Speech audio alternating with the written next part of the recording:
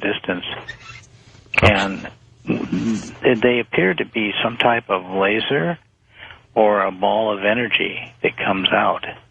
And you can see it leave in the flash of it, and when it takes out the vehicle, it's pretty amazing. And the energy, sometimes if they miss, you can see the energy go by the craft, and then they fire again and get it.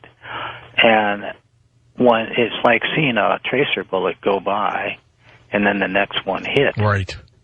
And so it's a type of energy, and I'm thinking along the lines of a railgun or a proton ball energy, laser blast.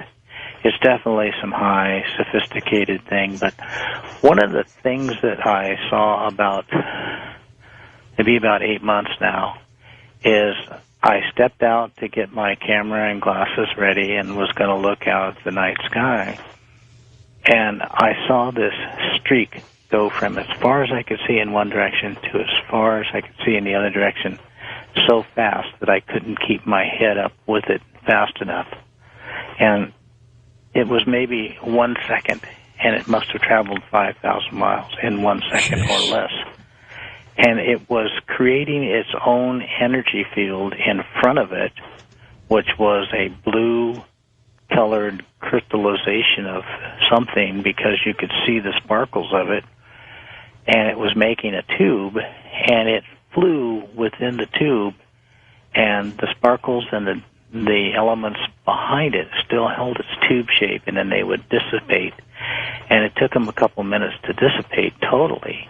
But this craft went, as far as I could see, inside of a tube, and it was at the edge of space. I'm thinking maybe 100 miles up or maybe a little bit more. Mm-hmm. But it was, looks like ionization or pushing like a beam out in front of the craft, separating the particles and energizing them and flying through the tunnel that it had created.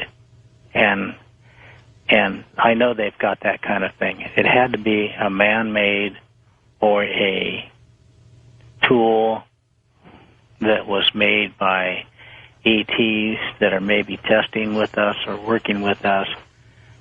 Maybe they can travel out into space and out into time very fast. And it's something that I wouldn't want everybody here on planet Earth to have the knowledge and technique of doing it. We'd be running into each other at high speeds, but it's definitely a knowledge they're hiding. And I think that the world needs to know if they have this type of thing and it's being used. Don't let the world know how to make it, but let the world know it exists and that we're traveling with it. It's just that I see and know of so many things that the night vision glasses can bring you, and why they're hiding that capability from you. I've started quite a row around the world because the things I've been telling and saying and showing people, they've been getting glasses and doing it, and they're finding out it's true. They are. Let's go take some more calls then. Yeah. Jason in Bakersfield, California, first-time caller. Hi, Jason. Hey. Good to have you with us. Now, what about the sighting that everybody's been talking about in Phoenix, to where it covered Tucson and everything like that? It's huge. 1997 sighting. Yeah. That's big. Now, my friend that's a Walmart driver, he stopped on the freeway and looked at this, and then he saw F-15s go up in there going towards it, and then it disappears. And they said they were flares. Huh.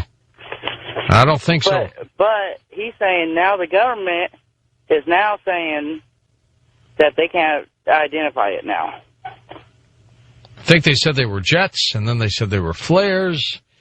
Ed Grimsley, too bad we didn't have our vision goggles at that time, huh? Oh, yeah. If they had a pair of goggles out, they could definitely see that. Yeah, you would have seen everything. Well, shape. The only thing I can do is give you my best guesstimate on that, and what I think is that they saw real things, real happenings, and the government probably knows in one department and not telling the other department. And if there was F-16s they went out to investigate. They might have got turned around. They might have got vaporized. I don't know what happened to them. But during the Korean War, there was more aircraft lost over the United States to encounters with UFOs and not making it back from the encounter, or being damaged and crashed and not know why and how, than there was in the Korean War. And they kept it pretty quiet, didn't they? And it's very secret. Oh, yes. When I was in the Air Force, I had a good friend who was my wing commander or flight commander at my base. Yeah. And he flew 106 Delta darts pretty fast, scrambles up, goes afterburner, climbs out, and has the ability to fire rockets by scrambling and doing some defense with the missiles. And he was encountering something closing at him about 5,000-6,000 miles an hour, and he got everything ready, and he went to fire, and his system shut down. The thing passed him and was a glowing energy form, passed him and was just like a streak of light going by. His systems came on, and I think some of his missiles and rockets fired, and there had to be some retrieval where they went into Canada to get it. But, you know, this is 1965 or somewhere in there, and they don't tell you much about it, and I'm thinking that it's good that they don't tell us everything, or we'd be scared, you know, just terrible. And we are probably not in as much danger as we could be, but there's so much being kept secret and lied to that I don't believe that they have the right to keep it from us. No, I don't think so either. Let's go next to Richard in Tucson, Arizona on the wild card line. Hey, Richard. Hi. Yes. I was at the end of Blue Book. I helped close it out in 69 and 70. And during that period of time, it wasn't our job to discover what UFOs were or were not, but to keep them in the dark. Because some were us, and some were them, and some were things we didn't choose to explain. If we could not dissuade the people we interviewed, we tried to call it all kinds of other things, just so that our secrets supposedly were safe and things like that. Did you work with Hynek, Richard? No, I worked in Indiana and Ohio, and I reported to Wright-Patterson Air Force Base. Are you a believer that Yes. the Roswell wreckage that was taken apparently to Wright-Patterson was indeed from a crashed UFO? Yes, there's no doubt. There's no doubt in my mind about that.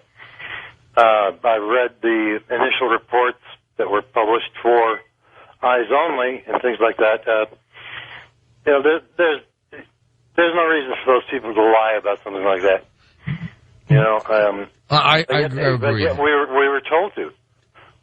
You know, You were told? Our job was to allow UFOs to remain UFO. Were we privately concerned about them? At that time, we were concerned about everything. We were running on paranoia more than anything else. It was a strange situation like back then. But the whole system was set up to keep everything dark. Cover up, and keep everybody in doubt. Exactly. Why, though, Richard? What were they afraid of? They think we couldn't handle it, or was it something else? No, we have our own equipment. We were reverse engineering stuff from ETs, and also developing our own equipment, and didn't want anyone else to know about it. Did we know where they were coming from? I don't know at that time if we knew where they were coming from, other than they may have been, as we were told, otherworldly, Yeah. or the stuff that we were developing at the time. Were they friendly? Heaven only knows.